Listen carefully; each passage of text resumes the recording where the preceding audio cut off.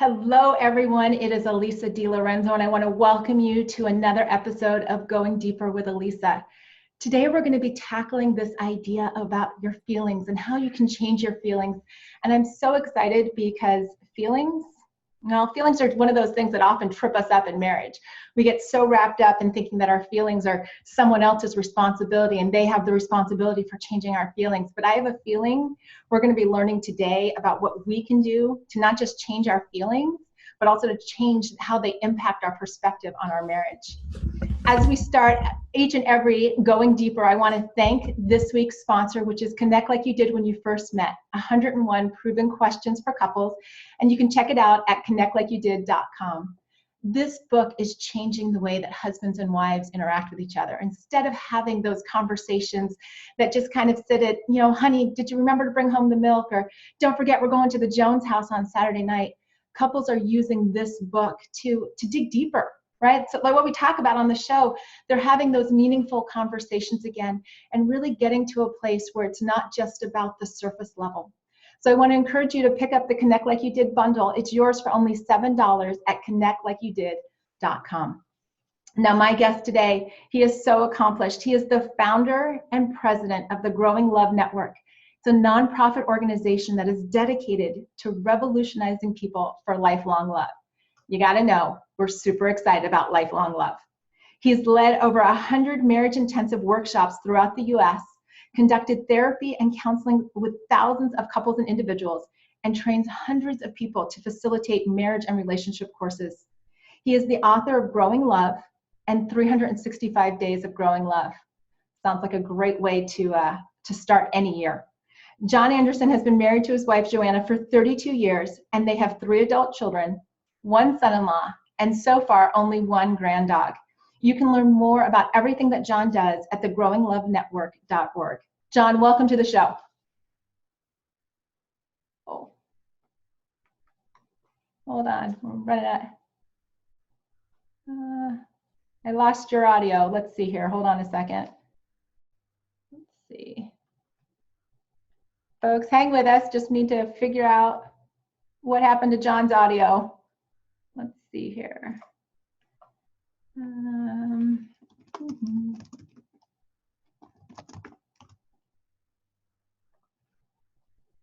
Funny that John and I were just talking about technical glitches before we got on, and here we are. His audio has cut out, so let's see what's going on here.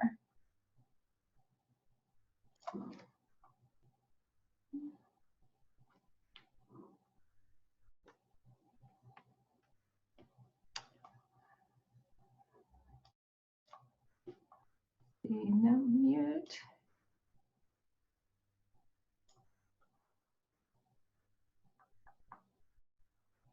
Not able to hear all of a sudden. We were great, guys, right before we got on, and the moment, gotta love technology. Let's see here. Hold on just a second. We can figure this out so that we can keep this interview going. Let me see. Oh, John, I think you're back. I think we're back. Well, welcome to the show, folks. No, it's seriously no joke. John and I were talking no less than 5 minutes ago about technology and about how, we seem to have it all figured out until today, and we start the interview and the audio goes out. So, John, whatever you were saying, we want to hear it again. If you can tell us a little bit about your marriage. Oh, yes. I'm glad to be here. First of all, thanks a lot, Lisa, for having me on. And I was just saying that we're finally getting some rain down here in San Antonio. We've had a pretty dry couple months. Yes, Joanna and I have been married for 32 years. And I will tell you that the first year was great. The second year, not so good. The third and fourth years of our marriage, we had some of those ideas that we didn't know about this till, probably 12, 15 years later. But we were both thinking at the time, what have I done? I married the wrong person. I got married for the wrong reasons. Lord, please come soon. If you don't come soon, could you at least take one of us soon? Those kind of things. But we have grown a lot, and most of it's been because we started intentionally learning to grow. And I can tell you now that my favorite person to be with in this world, on this planet, is Joanna. Coming home is my favorite place to be, and being with her is my favorite person to be with. We just actually last night, we're empty nesters now, so we just pulled a double. We went to 2 different movies back to back at 2 different theaters. That's awesome. Yeah, it was fun. That's awesome. And what a way to do fun things. I love hearing that journey, because I think for everyone watching, when I tell in your introduction that you've been married for 32 years, people are like, oh, okay, well, you know what? They've definitely figured it out. But you figured it out because it wasn't always rainbows and unicorns. Right. And we're still figuring things out, of course. But yes, it's we learned a long time ago that good marriages don't just happen. It's not, thinking that if you just marry the right person, you'll have a great marriage. That's kind of like thinking if I have the right child, it will raise itself. It just doesn't work that way. No, I have 2, and they are as different as night and day. And there are days when Tony and I look at each other going, same parents, same house, worlds apart. But going back to what you said about marriage, you shared that it wasn't until years later that the 2 of you found out that these feelings around years 3 and 4 were so like, this is not a good idea. I mean, quite honestly, I think everybody watching at some point in time has had that thought, that feeling goes through where you're like, why was this a good idea? Why did we do this? Yes. And so the title of your presentation here was My Feelings Come From Me. And I think a lot of people really don't understand that idea. So what do you mean when you say my feelings come from me? Well, yeah, of course, we can all do things to push buttons that make feelings more likely to come for our spouse, to have certain feelings more likely. But ultimately, our feelings come from our perception of things. Okay. So, for example, somebody could say to me something and I would take it offensively and I would be frustrated or angry or whatever. They could say the exact same thing to my spouse, and she'd take it as a compliment and have nice, pleasant feelings. So yeah, of course we can do things to push each other's buttons, but ultimately we're really not pushing a button. We are just making a certain perception more likely, which would more likely lead to a certain feeling, but our feelings come from our own perceptions. And this is super important for just a whole different mindset for so many couples that we work with. It's a huge paradigm shift once they grasp that, my feelings come from myself, and they own them. Then it just changes so much in how you interact. When you own your own feelings and you understand that they mostly come from what I have done and what I continue to do. So bearing out that logic, that means that I can impact my marriage through understanding my feelings better. Definitely. Yes. Yeah. When I am, this can work in so many ways, but when I take responsibility for my feelings, then I go, okay, this feeling that I'm having towards my spouse, let's say it's a negative feeling, I'm frustrated right now. When I say, okay, that is my feeling. Joanna didn't give me that feeling. I got that feeling from my perception. Well, first of all, it's empowering because I can go, okay, if I change my perspective, then I'm going to have a different feeling.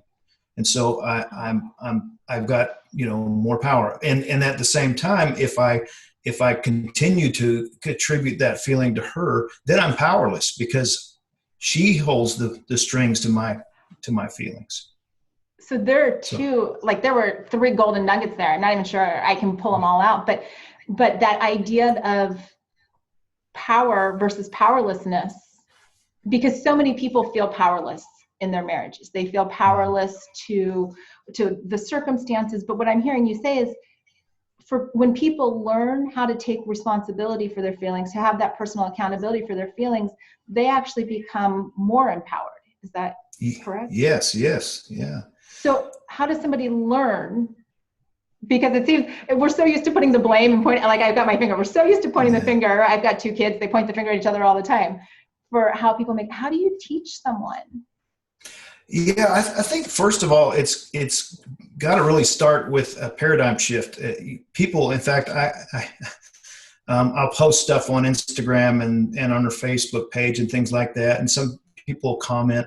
And so I posted a little short thing out of our 365 Days of Growing Love book that mentioned this. I think it was something like, my feelings have more to do with what I do than what my spouse does. And somebody commented, I'm not sure if I'm picking up what you're throwing down there. And so, yeah, just saying it, just hearing that, it doesn't tend to change our paradigm. And so first, we have to buy into this paradigm for it to work, of course. Mm-hmm. So I think a good place to start with that is let's imagine that I threw a tarantula on your desk. What kind of reaction would you have? How would you feel? A live tarantula. A live tarantula, I'd probably jump up screaming, heart racing, totally fearful, and probably a little ticked off that you would just put a tarantula on my desk. So right. Definitely afraid and definitely angry. Right. So if you put a live tarantula in front of me on my desk, I would, instead of becoming ticked off and terrified and freaking out, I would become curious, and I would probably start to put my hand down next to it on the desk and try to scoot it up onto my hand and let it walk across my arm.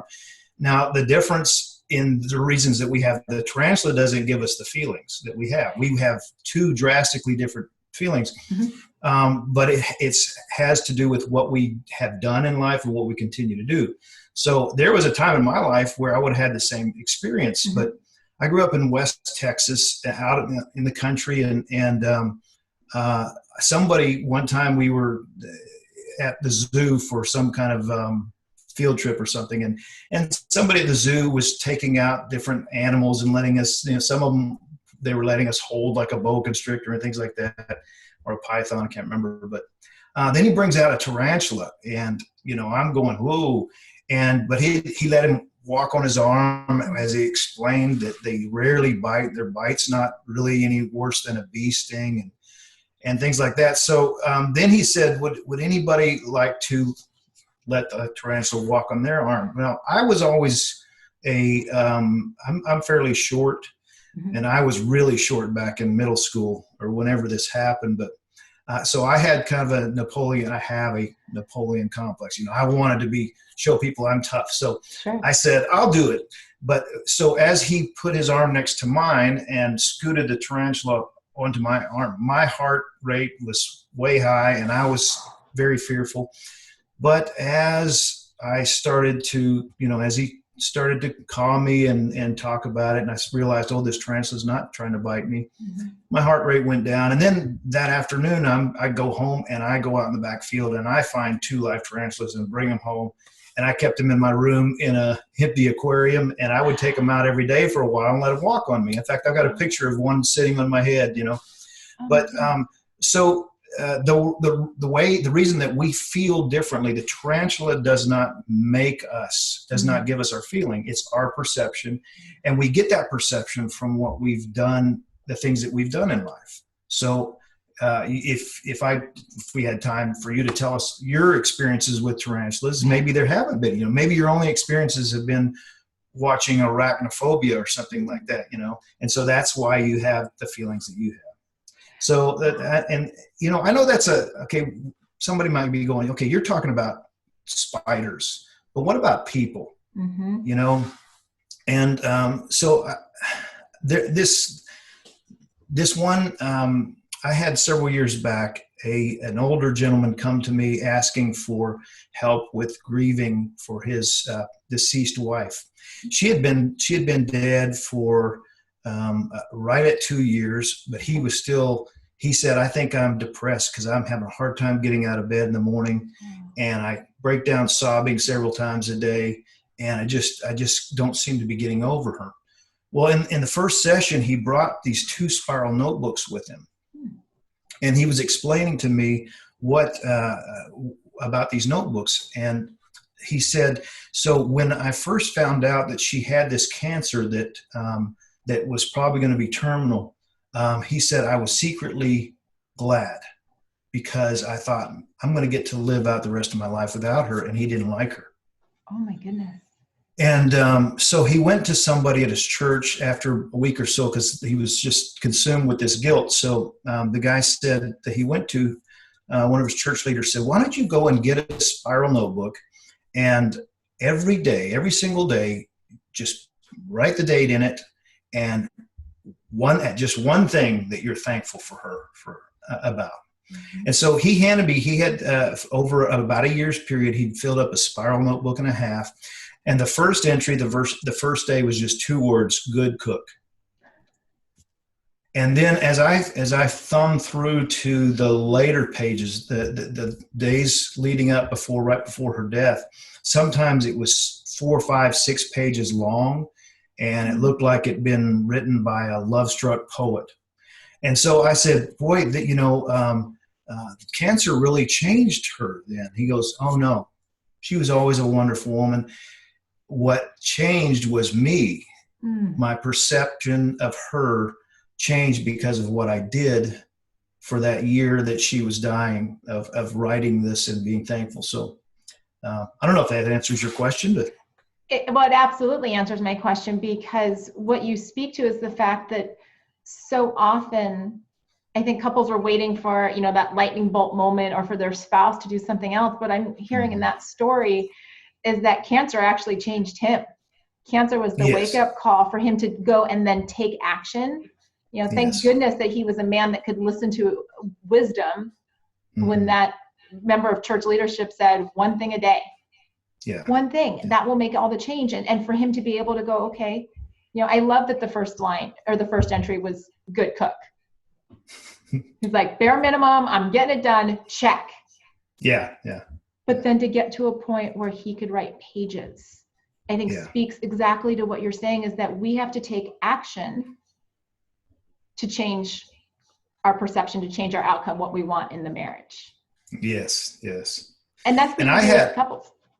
Oh, go ahead. Yeah. That's a big thing. That's a big piece of what we do is getting people first to understand and buy into that concept. And I teach psychology courses to college students, and this is not just a kind of a spiritual faith idea practice. This is just psychology. This is how our brain works. And so it's just helpful in all areas of your life when you really understand that this is just how your brain works. This is life. Then it empowers you. But it also helps in all your relationships. You become less defensive when you own your own feelings, because in our defensiveness, we think, oh, you're the one in control of my life, So I think, I don't know if it was Gary Chapman, Gary Smalley, I think it was, I heard him say one time, one of the most romantic things you can say to your spouse is, I don't need you, but I want you. Wow. So, the more that we are moving away from needing that other person, then they feel like, okay, I don't have to carry the load, the burden of your happiness, of your joy. And then everything they do is if it's something loving for you, they're doing it because they want to give to you, as opposed to feeling like, they're just fulfilling a requirement of yours. And that's no fun. Well, and I think we hear that more and more, those of us that are in the marriage and relationship world, that so often people are saying, well, you don't make me happy. Right. And you just said, and I love that you said this here, is that when we're able to take responsibility for our own feelings, it's not our spouse's responsibility to make us happy.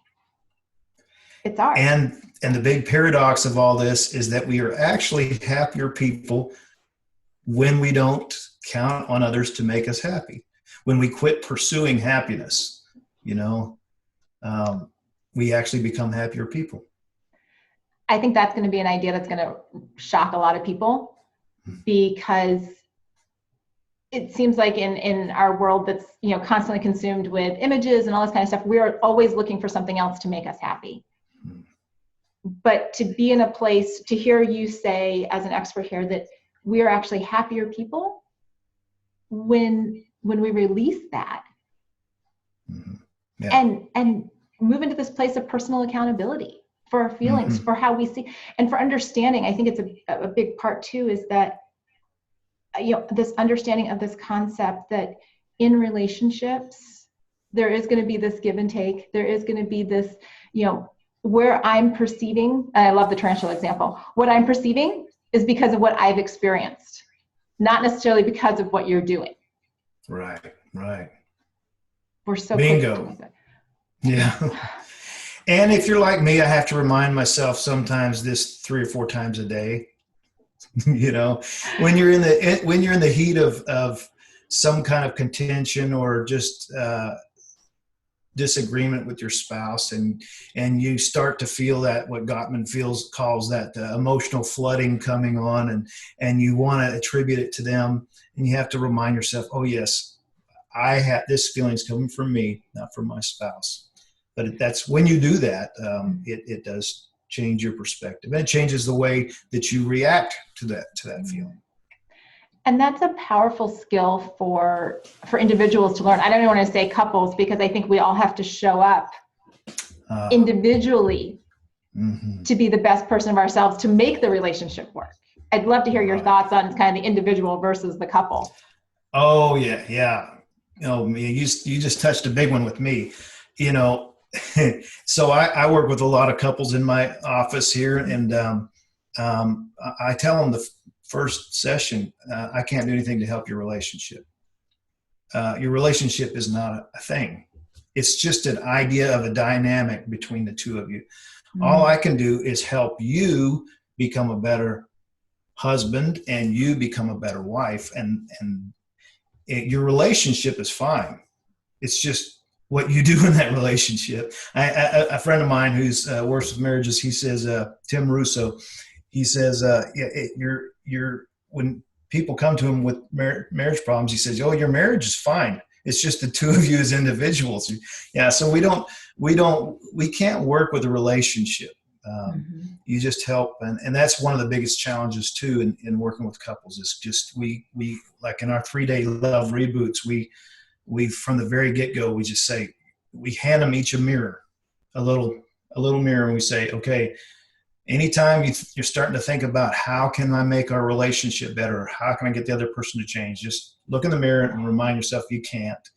But the cool thing is if you yourself are getting better at being a spouse, then the relationship can't help but get better, even if the other person isn't growing.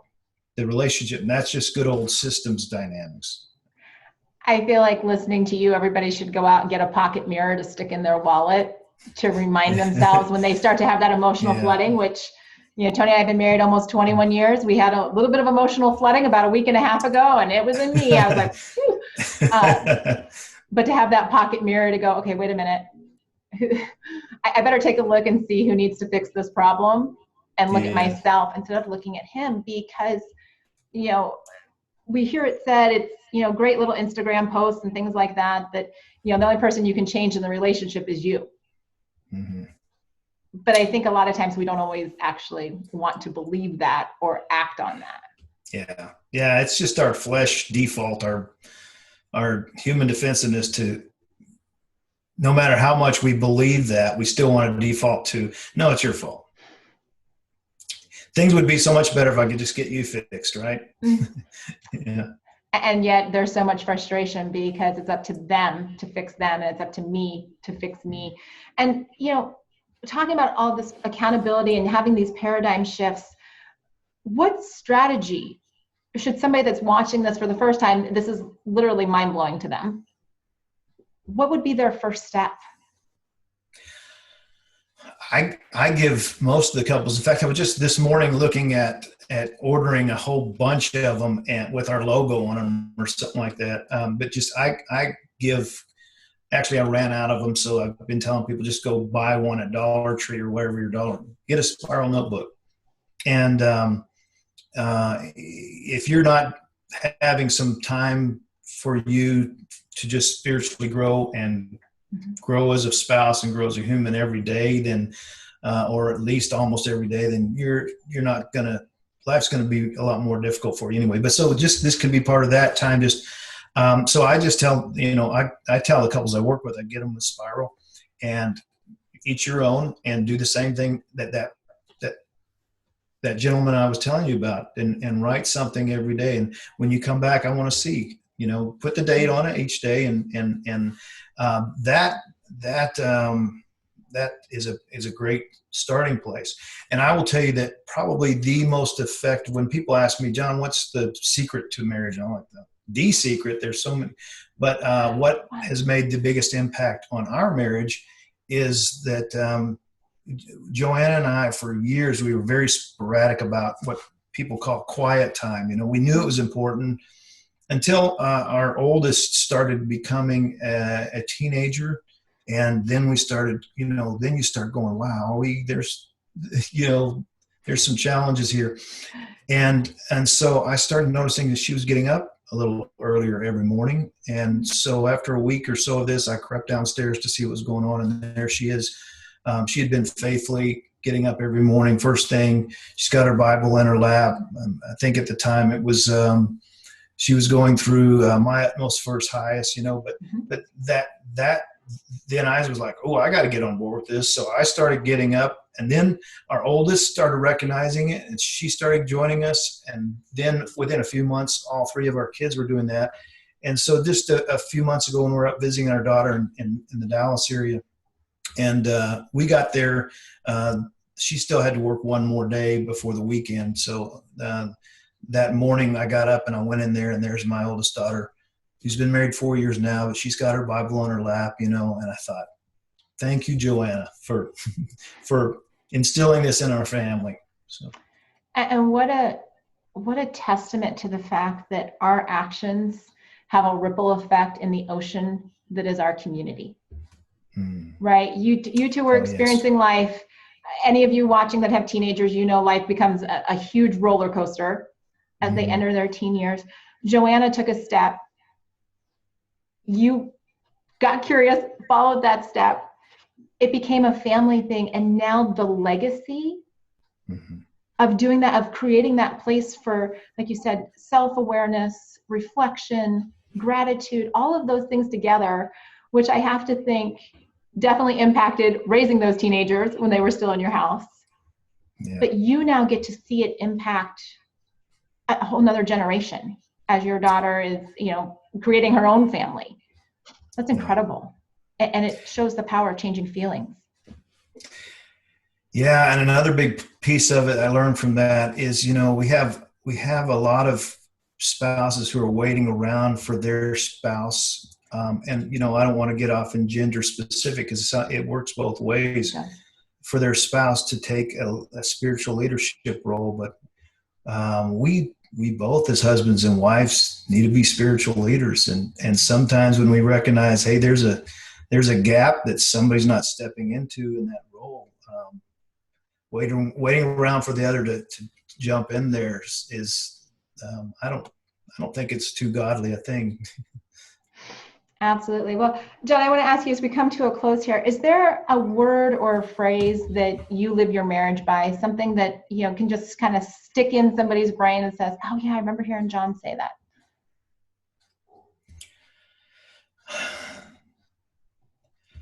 There's so many that come to mind. I know, it's an occupational hazard. Yeah, I know. I mean, everything that we teach, we don't use a lot of overt scripture because sometimes it chases people away, but everything we teach is about learning to love your spouse the way that Jesus loves us. God loves us through Jesus. And there's a whole lot of phrases that fit into that in my mind. Yeah. I guess one that would be attached to what we're talking about was that we say, how you think and how you feel about your spouse has more to do with what you yourself do than what they do. Folks, hold on to that. That is your nugget. I mean, this whole 30 minutes together was just jam-packed with nuggets, but to take that away and to remind yourself of that. John, can you tell folks where they can find you? Yes, you can find us at growinglovenetwork.org. Actually, .com will get you there too, but yeah, we're a nonprofit organization. So yeah, Growing Love Network. Awesome. And on the web. And also we have a podcast too that you and Tony are going to be on soon, called Relationship Rewire. And we'd love for you to take a listen to that. You can get that on our website or from iTunes. Well, and folks, we'll make sure to put the links to all of those. I'll put them here in the Facebook comments, as well as they'll be up on the website when the show goes live there on the website. But as we close today's Growing Deeper, don't miss out on the opportunity to really spend some time in reflection this week and really think about, your perception, what you've experienced, and how that's showing up, and start taking that first step to take the accountability to look at yourself. Remember that mirror example that John gave us. Look at yourself in the mirror before you start looking at your spouse and what they need to change. I hope you'll join me next week as I interview Lucy Lampy of the Sexy Mama Academy. She's going to be sharing quite a bit, but until then, go deeper with your spouse, because life was not meant to be lived at the surface. Take care.